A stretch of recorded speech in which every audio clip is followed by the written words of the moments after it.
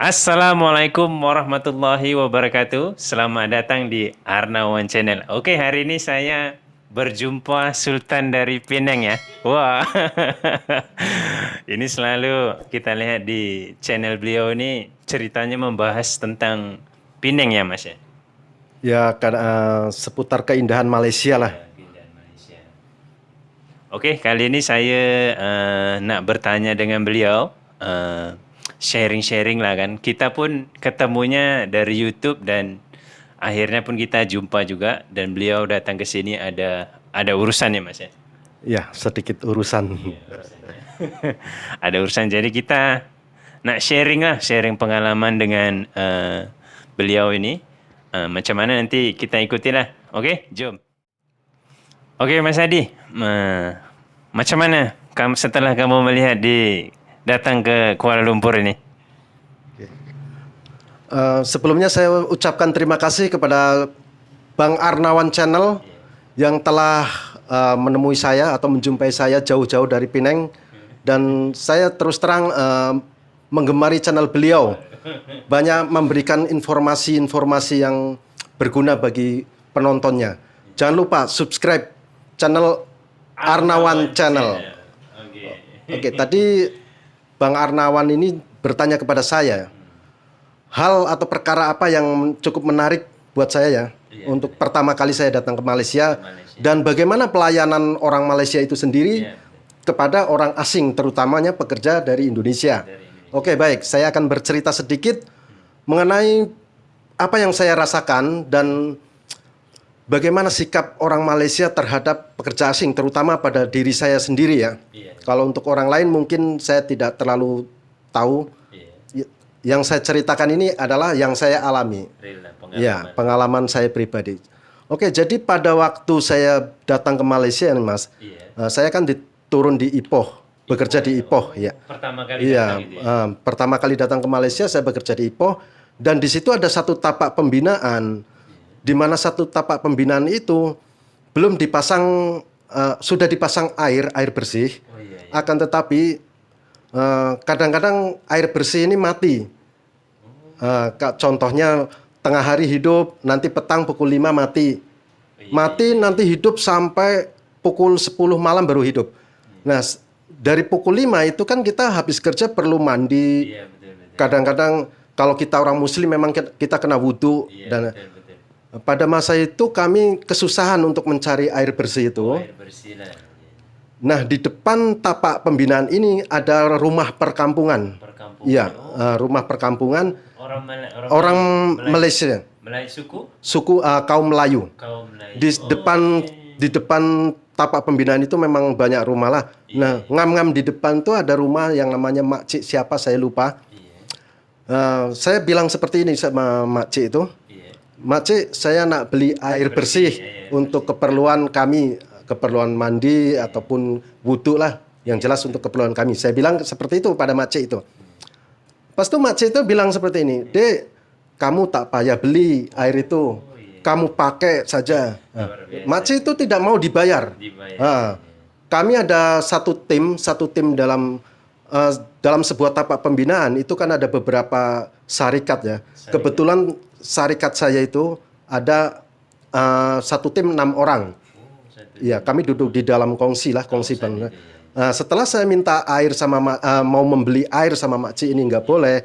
Makcik mempersilahkan saya untuk mengambil tong air atau baldi, suruh mengambil saja, tak payah duit. Luar biasa ya. Ya, itu untuk kesan pertama kali saya datang ke Malaysia, bagaimana pelayanan orang Malaysia.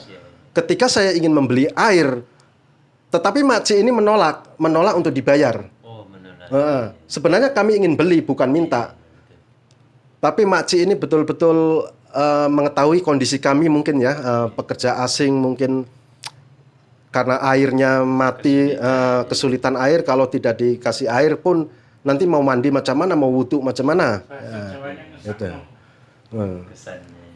Jadi kalau menurut saya, apa yang selama ini beredar berita-berita miring mengenai orang Malaysia yang suka seperti ini, suka kadang-kadang maaf ya, beberapa berita yang kecil-kecil itu kadang-kadang dibesar-besarkan, Mas Arnawan. Ataupun berita-berita yang sudah lama yang dulu pernah terjadi kekerasan terhadap pekerja asing diulik kembali dengan tujuan-tujuan ya mungkin memburukan orang Malaysia atau bagaimana saya tidak tahu, tapi yang pasti apa yang saya rasakan selama saya di Malaysia, dan itu memang pelayanan orang Malaysia sendirilah, tak kira kaum Melayu, kaum Cina, kaum India, memang welcome terhadap pekerja asing. Oke guys, macam itulah pengalamannya Mas Adi ya datang hijrah ke Malaysia.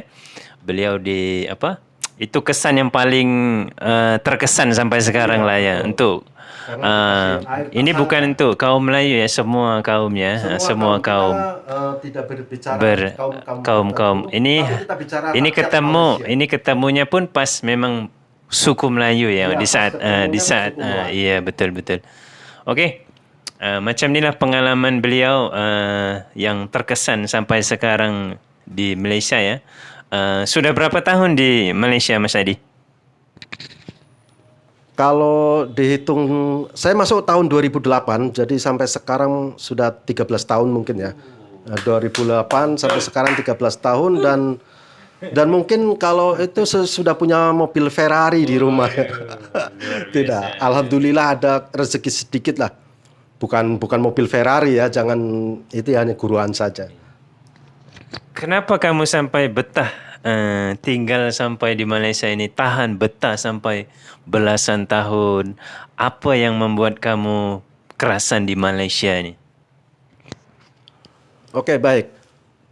Kenapa saya kerasan tinggal di Malaysia sampai bekerja, orang Malaysia bilang selesa, bahkan sampai bertahan 13 tahun bekerja di negara Malaysia.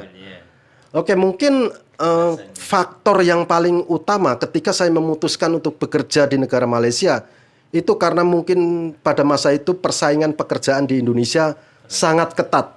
Ya, sangat ketat. Persaingan peluang pekerjaan pada masa itu memang banyak, tapi persaingan pun banyak. Ya, ketat.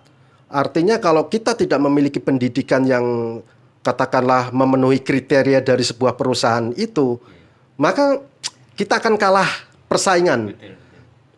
Kalau sudah kalah persaingan, terpaksa kita tidak bisa memilih pekerjaan yang kita sesuai dengan keinginan kita ya. Ya, kalau di Malaysia kita kan banyak lapangan pekerjaan, tapi dalam sektor 3D. Iya.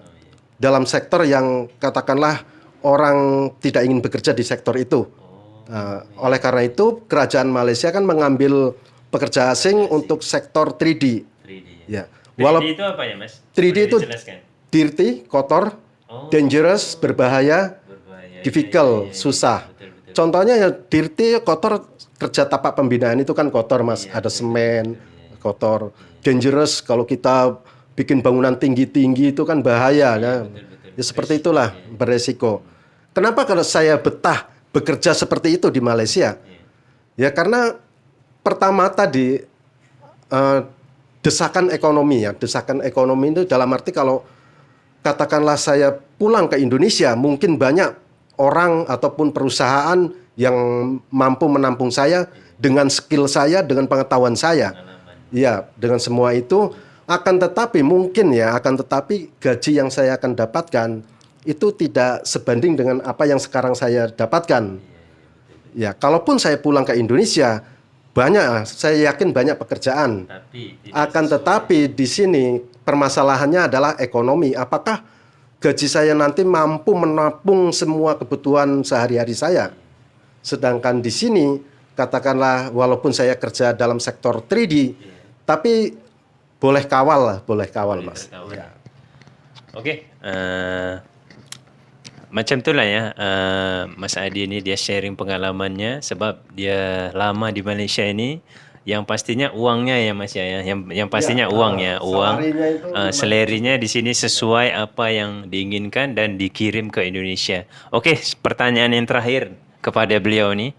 Beliau ini kan banyak mengulas tentang jalan raya Malaysia kan. Channel-channel beliau ada di situ. Satu kita nak tanya dia, apa pendapat kamu tentang jalan raya di Malaysia? Apa perbedaannya? Bukan perbedaannya ya. Kita bukan untuk mengulas untuk mana yang baik, mana yang buruk ya Mas ya. Selama kamu mengendara di Malaysia, di channel kamu buat vlogger kah itu kan? Macam mana? Apa pendapat kamu? Oke, jadi ketika saya datang pertama kali ke Malaysia, saya melihat jalan raya itu ada sesuatu yang cukup unik, yang sebelumnya saya tidak pernah melihat. Ternyata di jalan raya ini, Mas, di jalan raya Malaysia itu motor-motor model lama masih banyak ya. Masih lama, Iya, motor-motor yang model lama katakanlah di Indonesia itu Astrea buatan tahun 93. Itu kalau di Indonesia sudah las. Tapi kalau di Malaysia masih ada. Ya, kemudian selain dari motor lama ini, ternyata di Malaysia juga banyak mobil sedan ya, atau kereta sedan kalau di sini. Iya, saya agak mengalami orang katakanlah culture shock ketika melihat jalan raya di Malaysia ya seperti itu, karena kebanyakannya di Jakarta. Di Jakarta itu kan mobil sedan ada, tetapi tidak terlalu banyak, ya kurang. Kebanyakannya memang Myvi jenis-jenis keluarga. Kemudian motor juga di Jakarta pun ataupun di tempat-tempat lain di Indonesia, motor di Indonesia kan kebanyakannya motor sekarang model baru ya. Yang model lama seperti Astrea Prima itu sudah berkurang, bukan berarti tidak ada. Sudah berkurang. Kemudian selain dari kendaraan, cara memandu orang Malaysia ini juga patut kita contoh loh, Mas. Mereka sangat jarang sekali membunyikan horn. Ya, suara klakson.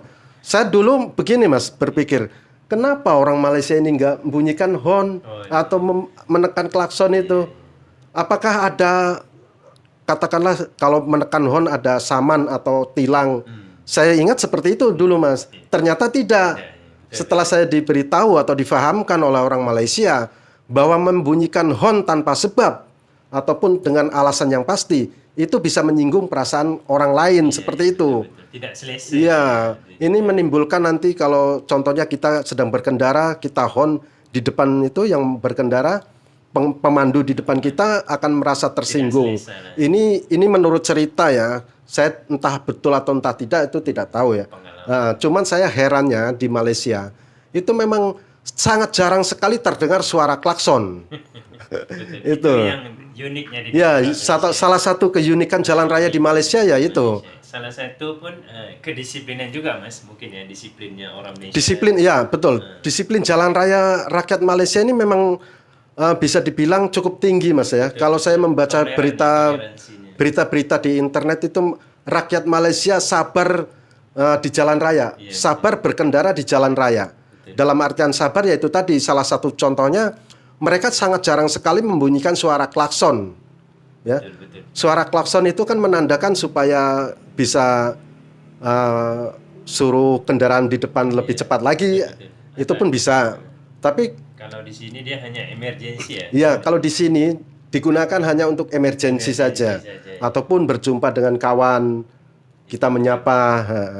Itu bedanya. Di Indonesia saya selalu bunyikan horn ya. Itu yang bateri saya Bateri saya cepat habis. Kalau di sini saya punya motor saya sampai 4 tahun itu bateri pun masih ada lagi, Mas. Itu bedanya. Ya, kalau di Indonesia saya pun kalau pakai motor pasti mainnya ini tangan sudah standby, sudah standby klakson atau horn itu tadi.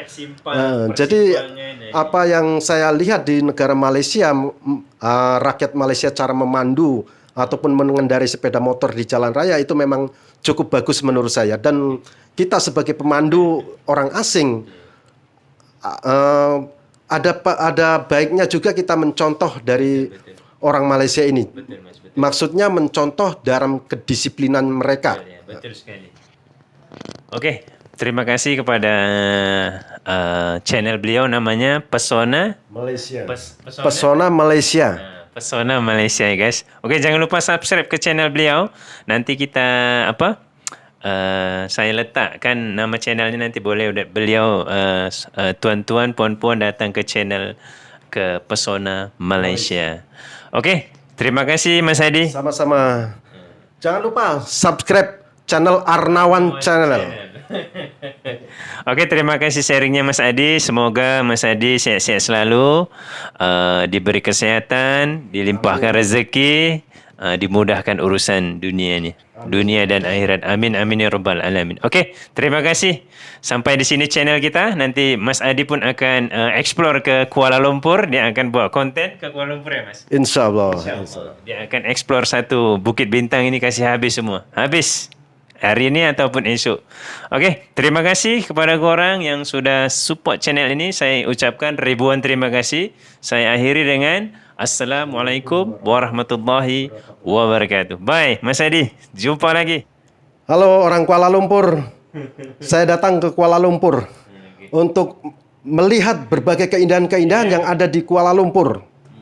Mantap. Terima kasih. Bye.